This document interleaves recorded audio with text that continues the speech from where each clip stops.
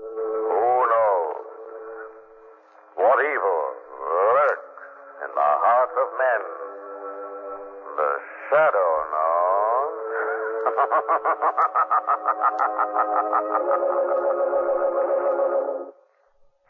Today's drama, The Comic Strip Killer.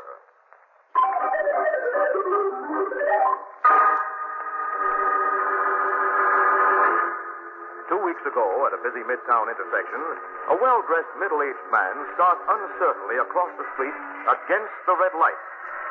Hey, mister, look out. You're going to get hit. Oh, he got it. Lucky the driver just grazed him, though. Hey, mister, you all right? All right. Poor guy must have fainted.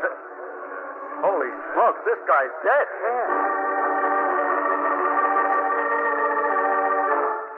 A week later, as the usual crowd pour down the steps of the public library at closing hour, an elderly woman starts down, then suddenly plunges forward headlong and comes to rest in a twisted heap at the bottom step. Too bad her heel must have caught in the steps. Took a nasty fall. You all right, madam? Madam? Why, she's dead.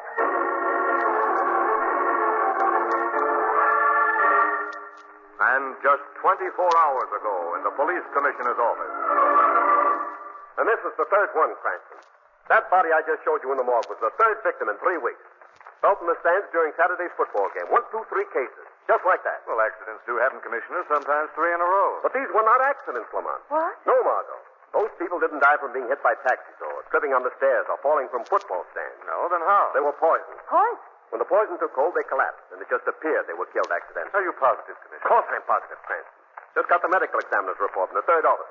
And all 3 died from the same type of poison. But they all 3 have been suicides, Commissioner. I hardly think so, Margot. People don't usually take poison and then wander around the streets or go shopping. Were there any marks on the bodies? Any indication of how the poison was taken? Well, that's the really baffling part of it. There were no marks at all, none. The medical examiner's going out of his mind along with me. See what you mean.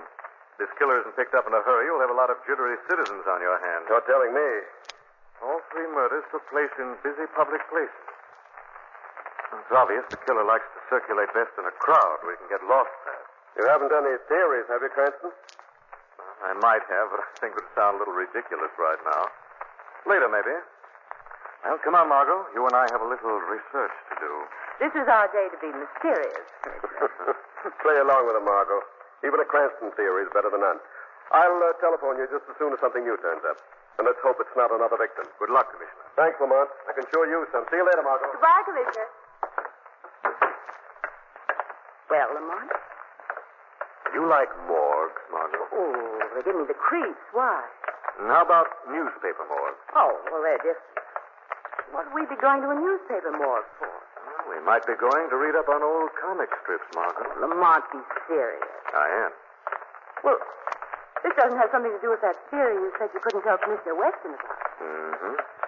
No wonder you thought it was too ridiculous to mention to the commissioner. It might not be as ridiculous as you think, Margot. Depends a lot on which comic strip you read.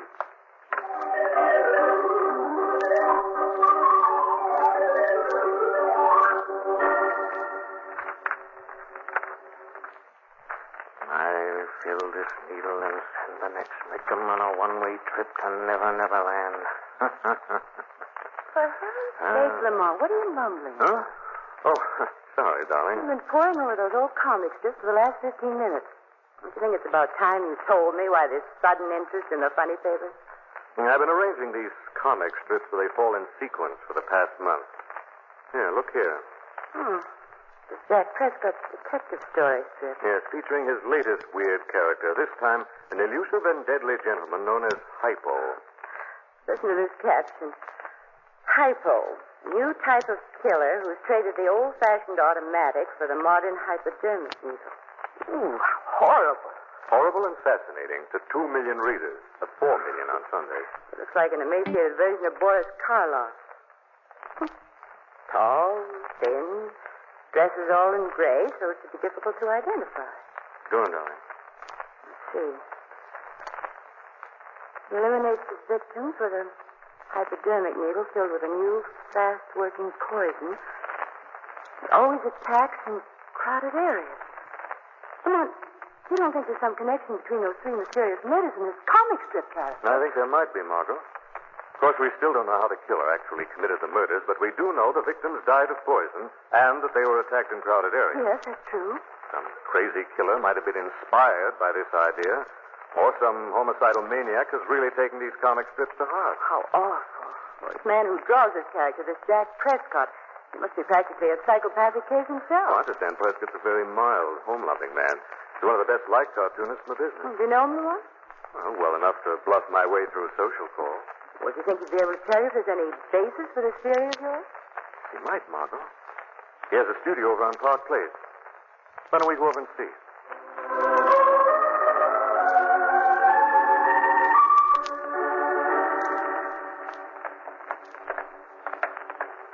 I'm afraid this Jack Prescott's not going to like this idea of yours very much, darling. He's a reasonable man, Margot. I think he'll admit there might be a connection between his comic strip and these mysterious murders. Oh, here we are.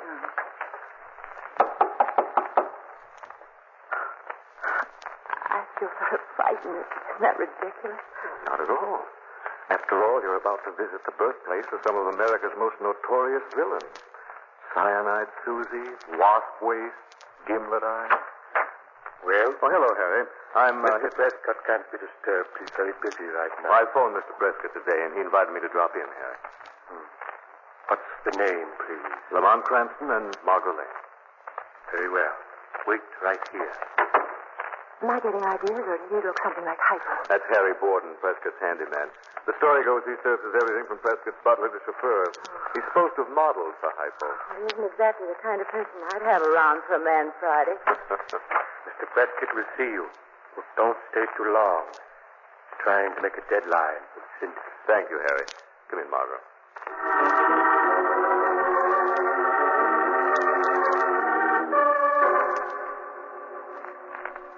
This is very upsetting, Mr. Cranston, this theory of yours. I know it sounds fantastic, Mr. Prescott. Well, all I can say is that this gives me a new reason for wanting to get out of the clan comics and switch to something lighter. But, Mr. Prescott, you've made such a great success in this field. Oh, thanks, Miss Lane, but I'm beginning to find it a little depressing, dreaming up monsters and ogres. A little exhausting, too. Exhausting? It may sound funny, but it's real work. Dreaming up a bigger and better villain every month or so. I spend 12 hours a day, 6 days a week. Comics are a serious business, eh? How did you conceive the character of Hypo, Mr. Prescott? Well, Dr. Murray Schumacher, he's a biochemist, first gave me the idea, Mr. Cranston. He's an expert on poisons of all kinds. Dr. Murray Schumacher? Yes. He gave me a lot of valuable technical material. Although I didn't tell him at the time I intended to use it in the strip. I've been doing a little research on my own, too. Oh, I see. Do you know where Dr. Schumacher's living now? Yes, I believe his laboratory is just outside of town on Hillcrest Road, I believe. Yes. He hates publicity, however. He'd be very upset if he became involved in a sensational story like this. I'm afraid personal feelings are going to have to go by the boards in this case, Mr. Prescott. As long as this killer's on the loose, none of us are safe. Yes, of course. I feel terribly that my work might be connected with these murders, Mr. Cranston. Now, if you or the police want any more information, please call us. We will, Mr. Prescott. Thanks very much for your help. Coming, Margot? Oh, yes, of course. Keep in touch with me, won't you, Mr. Cranston? I'll be anxious to know of any development. Be glad to. Bye, Mr. Prescott. Goodbye. So long. Poor man. He's really worried about this thing, Lamont. It seems to me. He looks so tired. This way, please. Oh, he scared me. I'll show you to the door. I don't think that'll be necessary, Harry. I can see it right there. I don't know what your business is, Mr. Cranston. But if it has something to do with those murders, I suggest you go to the police. How did you know we were talking about the murders, Harry? I know everything that goes on in this house. I see. Remember what I've said, Mr. Cranston. If you get me more ideas, don't bring them here. Understand? Yes, Harry. I think I understand. Come on, Margot.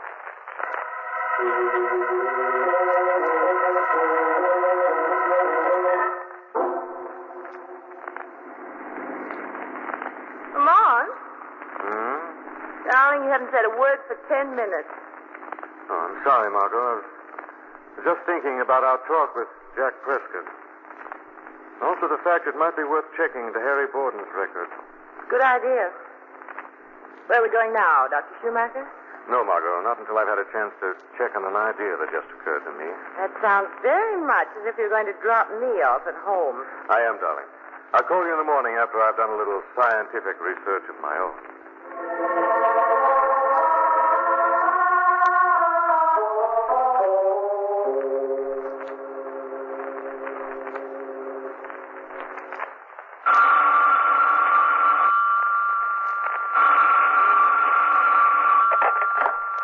Hello. Cranston. Commissioner Weston. Sorry to wake you up at this hour, Cranston. No, you didn't wake me, Commissioner. I was doing some work. Why, what's up? Another murder, just like the others. Huh? Guy collapsed in front of the Globe building, reading the news flashes. They rushed him to the hospital. Another victim? Yeah. Only this time it's somebody with a name. What name, Commissioner? The cartoonist. Jack Prescott.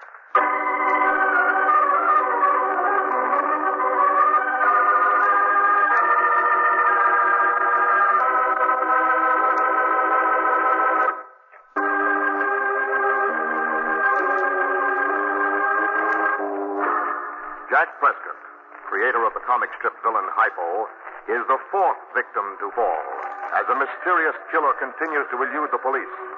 Cranston, Margot, and Commissioner Weston are at the hospital bedside as a doctor examines the semi-delirious Prescott. It's all my fault, I tell you, all my fault. I've created a monster with my own pen. He's spreading death in the streets. Now, there now, Mr. Prescott. Take it easy. I'll never draw Hypo again, never. Now, try and rest, Mr. Prescott. No, You step over here, please. What a shame. Terribly upset. He's taking it hard. You think it's mostly mental, Doctor? Oh, we should be able to send him home today. Any idea what kind of a drug it is, Doctor? I can't say, Commissioner, but whatever it is, he didn't absorb enough of it to make serious trouble. Probably squirmed away before the killer could inflict a full dose. But how the killer injected the stuff is another question. I can't find a mark on the patient. That's been puzzling us. We'll let you know if we learn anything new, Commissioner. Thank you, Doctor. Now, if you'll excuse us. Margot and I'll walk out with you, Commissioner. Goodbye, Doctor. Goodbye, Doctor.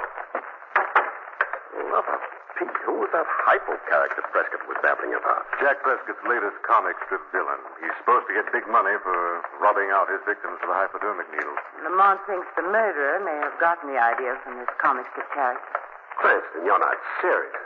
As you said, a Cranston theory is better than none. These murders did have something to do with this Hypo character. How do you explain the fact that there are no marks of a hypodermic needle on any of the victims? That's a part of the theory I'm still working on, Commissioner. I see. Well, this is where I leave you. And if you don't mind, I'll stick to the book on this case. You can keep the funny papers, Cranston. Good night, Commissioner. Come on, Margaret, we've got things to do. What's the sudden rush, Doctor? I want to get over to Dr. Schumacher's place right away. Dr. Schumacher? Yes, Margot, you're going to pay him a personal visit.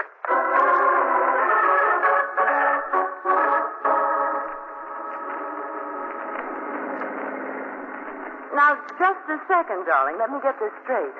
I'm to interview Dr. Schumacher as a newspaper reporter. Is that right? That's right. Get him to talking, Margot. Find out all you can. Well, suppose he doesn't want to talk to the press. Well, an interview may flatter his ego. From what Jack Prescott said about him, I'm not exactly looking forward to finding myself alone with this Dr. Schumacher. You won't be alone, Margot.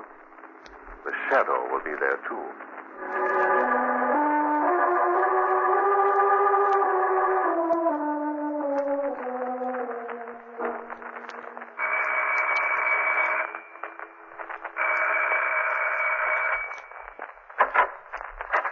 Yes? Dr. Schumacher? Yes? My name is Mary Morrison. I'm a reporter from the Globe. I'm doing a story on the recent series of poison murders, and I thought you might be able to give me some new angles on toxicology. No. But I really wanted an authoritative viewpoint, and Jack Prescott, the cartoonist... Prescott? You've been talking to Jack Prescott? Oh, yes. He mentioned you as a source of his material. Come in. Well, I just... Come in. I don't usually give interviews about my work. I can't let this scatterbrained propaganda Prescott gives to the newspapers gone notice. You think Mr. Prescott's comic strip constitutes a menace to society, Dr. Schumacher? Prescott is an opportunist who will take a scientific topic and squeeze it for every drop of its commercial value. I see.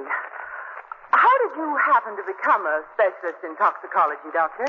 Poison can be one of the most interesting as well as beautiful things in the world, my dear. Beautiful, did you say, Dr. Schumacher? Yes. Poison kills the undesirable. What? Yes, like weeds, insects, animals, people. When undesirables are eliminated, there remains only beauty. I see. Dr. Schumacher, the real purpose of my interview is... I have a collection of notes entitled Timetable for Death, telling to the fraction of a second how long it takes for certain poisons to take effect. I'll get it for you. And let's see. Shadow, I hear you, Margot. I'm scared. He sounds absolutely mad. Hold on for a few more minutes. There's something I've still got to find out. Don't worry, Margot. The Shadow is watching every move. Now you will see how accurately death can be calculated. I'm fond of that title. Timetable for Death. It's like looking at the schedule of trains. Slow ones and fast ones. But all of these trips are one-way journeys. You see, there is no round trip. You have a laboratory, too, I suppose, Doctor? Yes. Would you like to see the latest specimen from my laboratory? Not very pretty, of course. Well, then you see what happened to this creature. As a result of poison. You will have something worth writing about. I'll get it for Dr. you. Schumacher, please. This cursed asthma of mine. I'd almost forgotten about it. If I climb those stairs, I'll be wheezing for the rest of the day. Excuse me a minute. I'll get someone who can get it. All right, Margot, get out fast. Shadow, I haven't found... Never mind that now, Margot. Just get out of here. Hurry.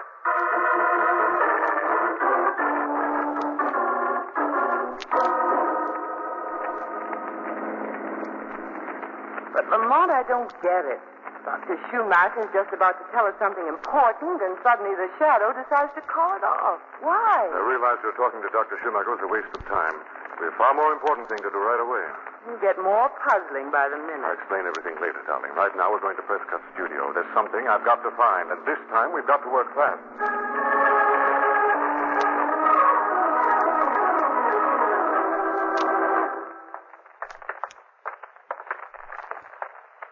Now, this passkey will get you in the front door here. I'm going in through another entrance.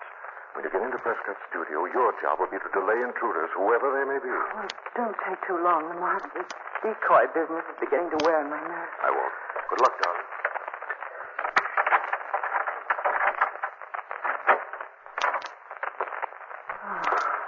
Looks like I have the place all to myself, all right. What in the world can Lamont have on his mind? Whatever it is, I hope he doesn't take too long finding it. I didn't like this studio before, and I don't like it now. The door.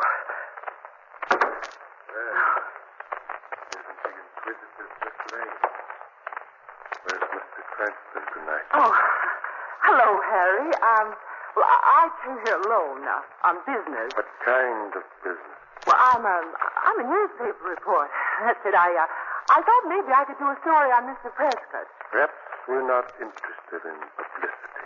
Oh, Harry, I wish you'd sit down. I'll sit down as soon as you leave. Well, are you going, or do I have to throw you out?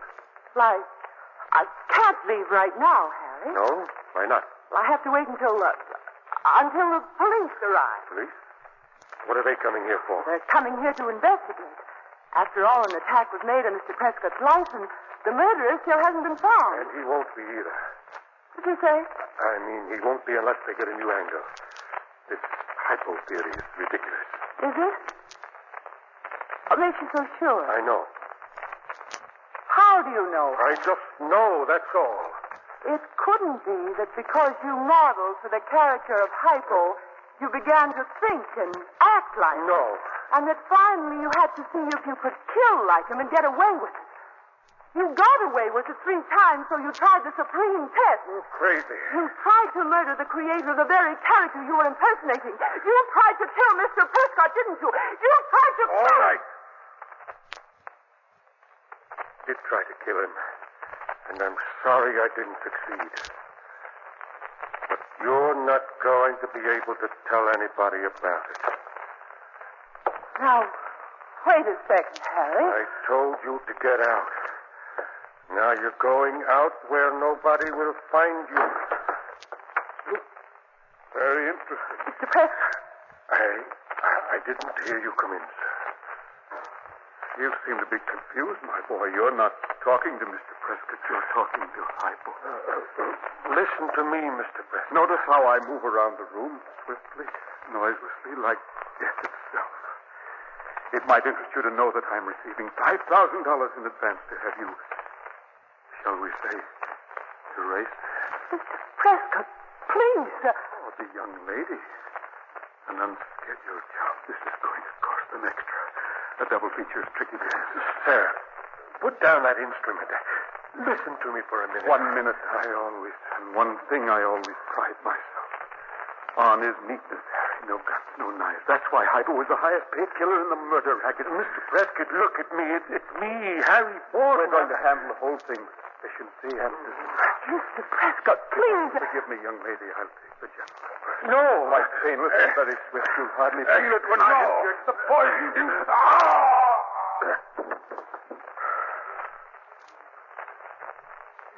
Killed. Yes. Now you, young lady. No. Quickly, we... What happened? Someone's holding my arm. Who's holding me? Who are you? This is the Shadow. Shadow. Another killer as elusive as the great Hypo. Shadow is no killer, Prescott. I'm here to keep people like you from killing. You'll never stop me. I'm the greatest of them all. A modern murderer who injects death with a hypodermic needle. It's merely a horrible distortion of your mind, Prescott. I'm not Prescott. I'm Hypo, the great killer. You've killed, yes, but you're not a killer. That murdering character is only a creation of your overwrought imagination and exhausted brain. Hypo, the great killer. You're an artist whose facile mind has played a terrible trick. Hypo, the great killer. And you'll pay for your crimes. Not by death, but in an institution. I'm Hypo, the great killer.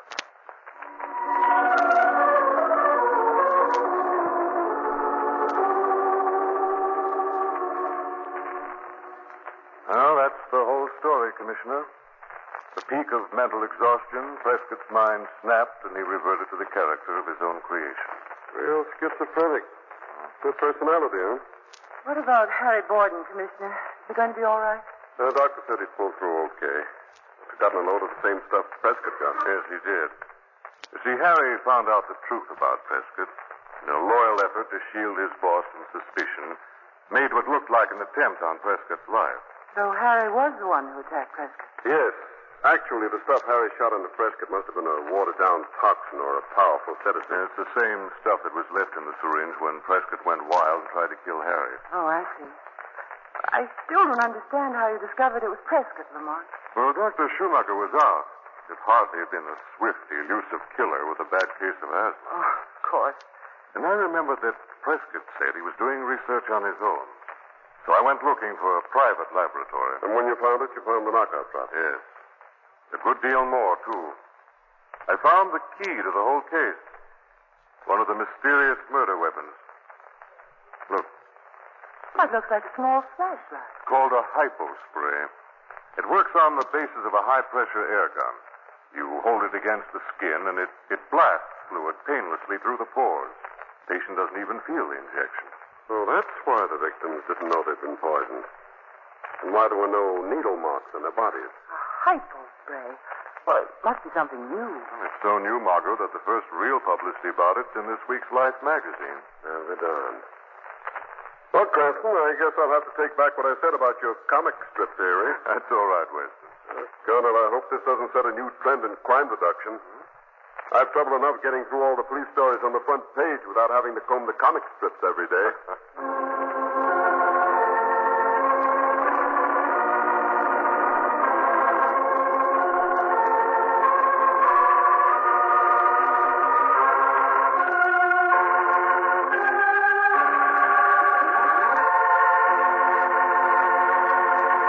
The weed of crime bears bitter fruit.